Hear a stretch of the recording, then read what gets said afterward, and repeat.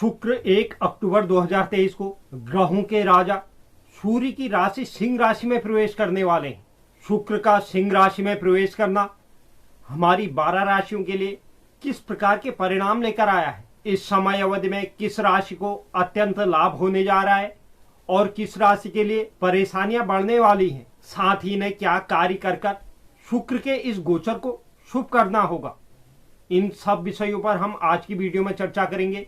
तो आप वीडियो के अंत तक मेरे साथ बने रहें और जो नए व्यूअर्स चैनल पर हैं चैनल को जरूर सब्सक्राइब करें, साथ ही साथ बेल नोटिफिकेशन भी ऑन कर लीजिए जिससे चैनल पर अपलोड होने वाली हर एक वीडियो का नोटिफिकेशन आपके पास सबसे पहले पहुंचे और आप वीडियो को लाइक और शेयर भी जरूर करें। तो चलिए शुरुआत करते हैं और सर्वप्रथम बात करते हैं मेष राशि।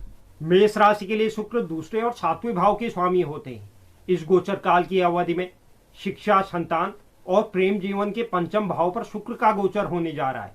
यहाँ पर बैठे हुए शुक्र की सप्तम दृष्टि आपके आय भाव पर रहेगी जो आपको आर्थिक तौर पर लाभ देने जा रहा है।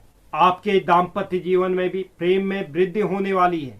अगर अभी तक कोई मनमुटाव आपका चल रहा था तो वह भी इस समय अवधि में समाप्त होता हुआ दिखाई दे रहा है। परिवार में कोई मांगलिक कार्य आयोजित हो सकते हैं। आपके आय में वृद्धि देखने को मिलेगी।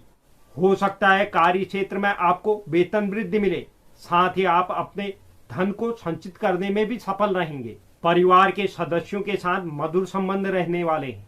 जो प्रेमी जातक अपने रिश्ते को आगे बढ़ाना चाहते थे उन्हें भी इसमें सफलता मिल सकती है और उनका विवाह हो सकता है। इस गोचर काल को शुभ करने के लिए माता लक्ष्मी की नित्य आराधना करें। बात करते हैं वृषभ राशि की। वृषभ राशि के लिए शुक्र लग्न भाव और छठे भाव के स्वामी होते हैं। इस गोचर काल की अवधि में माता और सुख के चतुर्थ भाव पर शुक्र गोचर करेंगे। यहाँ पर बैठे हुए शुक्र की सप्तम दृष्टि आपके कर्म के दसम भाव पर रहने वाली है। यह गोचर आपके सुख साधनों में वृद्धि लेकर आएगी। आप इस समय अवधि के दौरान कोई संपत्ति खरीद सकते हैं या कोई वाहन या नया भवन खरीद सकते हैं। माता के साथ भी आपके संबंध अच्छे होंगे। आपको अपने माता से कोई लाभ की प्राप्ति हो सकती है। नौकरी क्षेत्र में भी आपके लिए स्थितियां अनुकूल बनने जा रही हैं। नौकरी क्षेत्र में प्रमोशन के योग बनने जा रहे हैं। कार्य क्षेत्र में आपके मान सम्मान में वृद्धि होगी। साथ ही शुक्रदेव आपके व्यक्तित्व को आकर्षक बनाएंगे जिससे आप लोगों को अपनी ओर खींचने में सफल रहेंगे। लेकिन इस समय अवधि में स्वास्थ्य के प्रति जरूर सचेत रहें। इस गोचर काल को शुभ करने के लिए कुंजिका स्तोत्र का नित्य पाठ करें। बात करते हैं मिथुन राशि की। मिथुन राशि के लिए शुक्र पंचम भाव और 12वें भाव के स्वामी होते हैं। इस गोचर काल की अवधि में छोटे भाई बहन, पराक्रम और संचार के तृतीय भाव पर शुक्र गोचर करेंगे। यहाँ पर बैठे हुए शुक्र की सप्तम दृष्टि आपके भाग्य और पिता के नवम भाव पर रहेगी। इस समय अवधि के दौरान आपको विदेशी स्रोतों से लाभ हो सकता है। अगर आप विदेश से जुड़ा हुआ कोई भी व्यापार करते हैं या कोई भी कार्य करते हैं उसमें आपको सफलता मिलेगी और अच्छा लाभ प्राप्त होगा। अगर आप विदेश यात्रा के लिए काफी लंबे समय से प्रयास कर रहे थे और आपको सफलता नहीं मिल पा रही थी तो इस समय अवधि में आप उसमें भी सफल नजर आ रहे हैं। यह गोचर काल आपके अंदर आध्यात्मिकता में वृद्धि लेकर आएगा। आप किसी आध्यात्मिक यात्रा का भी प्लान बना सकते हैं। हालांकि इस दौरान आपके खर्चों में वृद्धि होगी। छोटे भाई बहनों के स्वास्थ्य पर भी आपको सचेत रहना है। साथ ही स्वयं के स्वास्थ्य पर आपको धन खर्च करना पड़ सकता है। पिता के साथ आपके संबंध मधुर रहेंगे लेकिन उनके स्वास्थ्य पर भी कुछ समस्याएं आपको देखने को मिल सकती हैं। इस गोचर काल को शुभ करने के लिए शुक्र के बीज मंत्रों का नित्य जाप करें। बात करते हैं कर्क राशि की। कर्क राशि के लिए शुक्र चतुर्थ भाव और एकादश भाव के स्वामी होते हैं। इस गोचर काल की अवधि में वाणी, कुटुंब और संचित धन के द्वितीय भाव पर शुक्र गोचर करेंगे। यहाँ पर बैठे हुए शुक्र की सप्तम दृष्टि आपके अनिश्चितताओं और आयु के अष्टम भाव पर रहने वाली है। यह गोचर आपको आर्थिक लाभ दे सकता है। आप एक से अधिक स्रोतों से आय अर्जित करेंगे। रुका हुआ धन भी इस दौरान आपको वापस मिल सकता है। आपके बचत में भी वृद्धि देखने को मिलेगी। परिवार में खुशियों का माहौल रहने वाला है। कोई मांगलिक कार्य भी इस दौरान आपके घर में हो सकता है। आपके अपने परिवार के साथ बहुत अच्छे संबंध दिखाई दे रहे हैं। आपकी कई इच्छाएं इस समय अवधि में शुक्रदेव पूरा करने वाले हैं। भौतिक सुख साधनों में भी वृद्धि देखने को मिलेगी। आप कोई संपत्ति, वाहन या घर खरीद सकते हैं, लेकिन स्वास्थ्य के प्रति सचेत रहें। इस गोचर काल को शुभ करने के लिए शुक्रवार के दिन सफेद चीजों का दान करें। बात करते हैं सिंह राशि की। सिंह राशि के लिए शुक्र तृतीय और दसम भाव के स्वामी होते हैं। इस गोचर काल की अवधि में आत्मा और शरीर के लग्न भाव पर शुक्र गोचर करेंगे।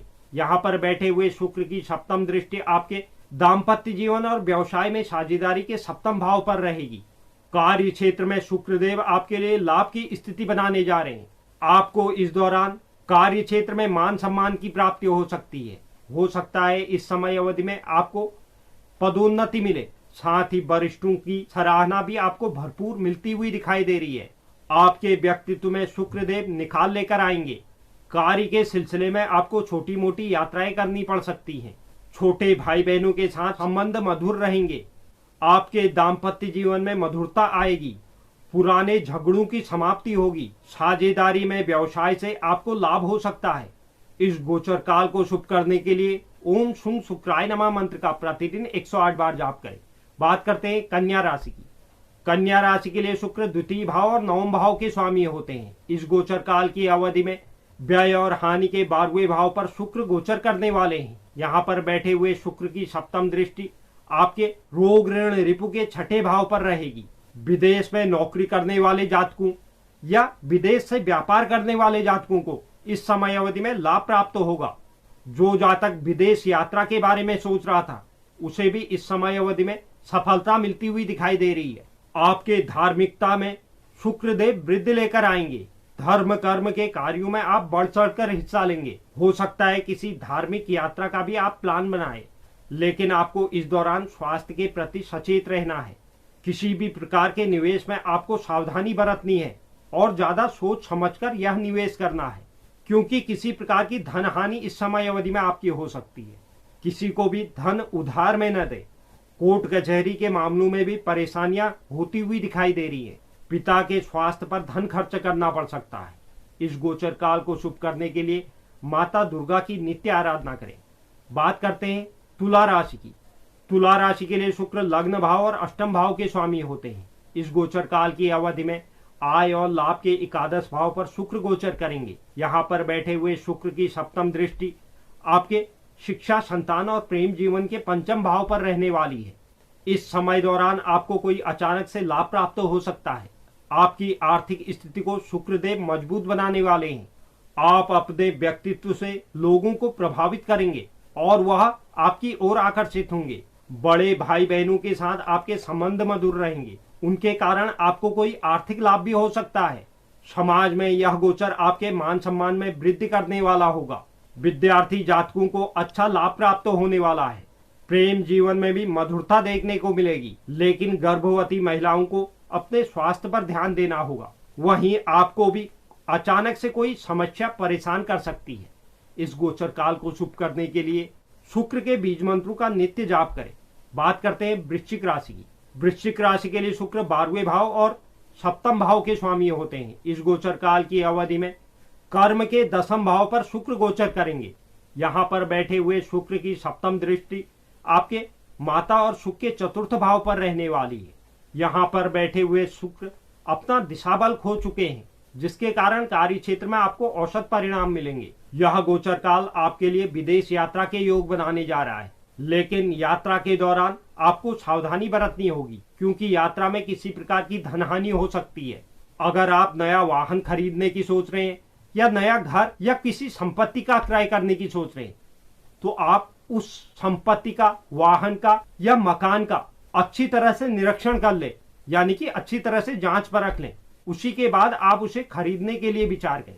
माता के स्वास्थ्य पर भी आपको इस दौरान धन खर्च करना पड़ सकता है। आपके जीवन साथी के साथ संबंध अच्छे रहेंगे, लेकिन जीवन साथी को स्वास्थ्य संबंधी समस्याएं हो सकती हैं। साझेदारी में, व्यवसाय में निवेश पर सावधानी जरूर बरतें। इस गोचर काल को शुभ करने के लिए श्री सूक्त का नित्य पाठ करें। बात करते हैं धनु राशि की। धनु राशि के लिए शुक्र 11वें भाव और छठे भाव के स्वामी होते हैं। इस गोचर काल की अवधि में भाग्य और पिता के नवम भाव पर शुक्र गोचर करने वाले हैं। यहाँ पर बैठे हुए शुक्र की सप्तम दृष्टि आपके छोटे भाई बहन, पराक्रम और संचार के तृतीय भाव पर रहेगी। यह गोचर काल आपके कई इच्छाओं की पूर्ति करने वाली है। आपको भाग्य का साथ मिलता हुआ भी दिखाई दे रहा है। आपके आय में शुक्रदेव वृद्धि लेकर आएंगे। आप एक से अधिक स्रोतों से आय अर्जित कर पाएंगे। प्रतियोगिता परीक्षा के लिए समय उत्तम रहने वाला है। अगर आप बैंक से लोन लेने की सोच रहे थे तो उसमें भी आपको सफलता मिलती हुई दिखाई दे रही है। पिता के साथ अगर आपके संबंध खराब चल रहे थे तो उसमें भी मधुरता आने वाली है। आपका झुकाव धर्म कर्म के कार्यों की ओर रहेगा। हो सकता है आप किसी धार्मिक यात्रा का प्लान बनाएं। इस गोचर काल को शुभ करने के लिए माता लक्ष्मी की नित्य आराधना करें। बात करते हैं मकर राशि की। मकर राशि के लिए शुक्र पंचम भाव और दसम भाव के स्वामी होते हैं। इस गोचर काल की अवधि में अनिश्चितताओं और आयु के अष्टम भाव पर शुक्र गोचर करने वाले हैं। यहाँ पर बैठे हुए शुक्र की सप्तम दृष्टि आपके वाणी, कुटुंब और संचित धन के द्वितीय भाव पर रहेगी। आपको अचानक से शुक्रदेव कोई लाभ कार्य क्षेत्र में दे सकते हैं। पैतृक संपत्ति से भी लाभ के योग बनने जा रहे हैं। आप धन संचय करने में सफल नजर आ रहे हैं। साथ ही गूढ़ विषयों की ओर आपका आकर्षण बढ़ने वाला है, लेकिन स्वास्थ्य के प्रति सचेत जरूर रहे। अचानक से कोई स्वास्थ्य समस्या आपको परेशान कर सकती है। कार्य क्षेत्र में गुप्त शत्रुओं से सावधान रहें, क्योंकि आपके शत्रु आपकी छवि को बिगाड़ने की कोशिश कर सकते हैं। साथ ही बच्चों के स्वास्थ्य पर भी आपको धन खर्च करना पड़ेगा। प्रेम जीवन में समस्या के योग बन रहे हैं। इस गोचर काल को शुभ करने के लिए शुक्रवार के दिन छोटी कन्याओं को भोजन जरूर कराएं। बात करते हैं कुंभ राशि की। कुंभ राशि के लिए शुक्र चतुर्थ भाव और नवम भाव के स्वामी होते हैं। इस गोचर काल की अवधि में व्यवसाय में साझेदारी और दाम्पत्य जीवन के सप्तम भाव पर शुक्र गोचर करने वाले हैं। यहाँ पर बैठे हुए शुक्र की सप्तम दृष्टि आपके लग्न भाव पर रहेगी। यह गोचर आपके भौतिक सुख साधनों में वृद्धि लेकर आएगा। संपत्ति, वाहन या कोई घर खरीदने के भी योग बनने जा रहे हैं। माता के साथ रिश्तों में मधुरता बनेगी। आपका वैवाहिक जीवन भी उत्तम रहने वाला है। अगर आपके बीच कोई पुराने झगड़े चल रहे थे या किसी प्रकार की अनबन चल रही थी तो उससे भी आपको इस दौरान छुटकारा मिल जाएगा और आपके बीच प्रेम में वृद्धि होगी। आपके परिवार में खुशियों का माहौल रहेगा। साथ ही शुक्रदेव आपके व्यक्तित्व को आकर्षक बनाएंगे और आपका झुकाव धर्म कर्म की ओर रहने वाला है। हो सकता है आप किसी धार्मिक यात्रा का भी इस समय अवधि में प्लान कर सकते हैं। अगर आप जीवन साथी के साथ मिलकर कोई व्यवसाय करते हैं या पार्टनरशिप में कोई भी व्यवसाय कर रहे हैं तो उससे भी आपको अच्छा लाभ प्राप्त होगा। आपके परिवार में कोई शुभ कार्य आयोजित हो सकता है। इस गोचर काल को शुभ करने के लिए मां दुर्गा की नित्य आराधना करें। बात करते हैं अंतिम राशि मीन राशि की। मीन राशि के लिए शुक्र तृतीय और अष्टम भाव के स्वामी होते हैं। इस गोचर काल की अवधि में रोग ऋण रिपु के छठे भाव पर शुक्र गोचर करने वाले हैं। यहाँ पर बैठे हुए शुक्र की सप्तम दृष्टि आपके व्यय और हानि के 12वें भाव पर रहेगी। प्रतियोगिता परीक्षा के लिए यह समय अवधि उत्तम समय अवधि रहने वाली है। यह गोचर काल आपके पराक्रम में भी वृद्धि लेकर आएगा। आपके लिए शुक्रदेव विदेश यात्रा के योग बनाने जा रहे हैं। जो भी जातक विदेश से संबंधित कोई भी कार्य करता है, चाहे व्यवसाय हो या नौकरी हो या अन्य किसी तरह का कार्य, तो उसे इस दौरान अच्छा धन लाभ प्राप्त होगा। हालांकि शुक्र के कारण इस समय अवधि में आपको स्वास्थ्य समस्याओं का सामना करना पड़ सकता है। आपके खर्चों में भी वृद्धि देखने को मिलेगी। शुक्रदेव आपका झुकाव गूढ़ विषयों और ज्योतिष की तरफ रखने वाले हैं। अचानक से आपके जीवन में इस दौरान कोई परेशानी आ सकती है। किसी से भी धन उधार में लेने या उधार में धन देने से बचे। छोटे भाई बहनों को भी स्वास्थ्य समस्याओं का सामना करना पड़ सकता है। इस गोचर काल को शुभ करने के लिए शुक्र के बीज मंत्र का नित्य 108 बार जाप करें। तो यह था शुक्र का सिंह राशि में होने वाला गोचर, जिससे हमारी 12 राशियां इस प्रकार प्रभावित होने वाली हैं। उम्मीद करता हूं यह जानकारी आपको पसंद आई होगी। जो भी दर्शक चैनल पर नए हैं, चैनल को आप जरूर सब्सक्राइब करें। साथ ही साथ बेल नोटिफिकेशन भी ऑन कर लीजिए, जिससे चैनल पर अपलोड होने वाली हर एक वीडियो का नोटिफिकेशन आपके पास सबसे पहले पहुंचे। और आप वीडियो को लाइक और शेयर भी जरूर करें।